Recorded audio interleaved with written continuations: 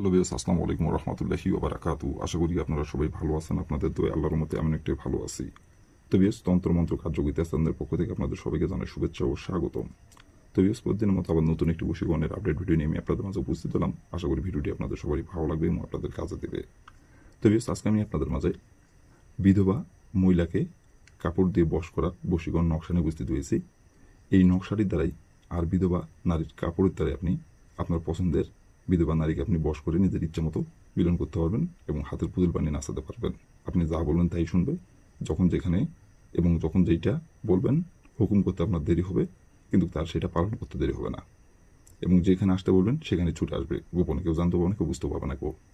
আর সে নিজের মুখে আপনাকে বলবে, মিলন করার কথা বলবে এবং নিজে থেকে আপনার কাছে ধরা দেবে এবং নিজে থেকে আপনার কাছে এসে নত হবে।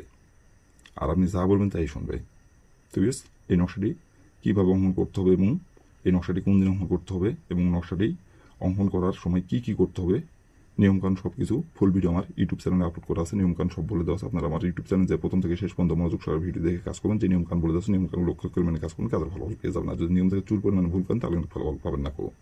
আর অবশ্যই কাজ করার আগে আপনার অনুমতি নেবেন, অনুমতি নিয়ে কাজ করবেন। আর যদি কোনো কারণবশত কাজ না করতে পারেন তার উপর আমার ইমেল নাম্বার দেওয়া আছে, নাম্বার আমার সঙ্গে যোগাযোগ করবেন।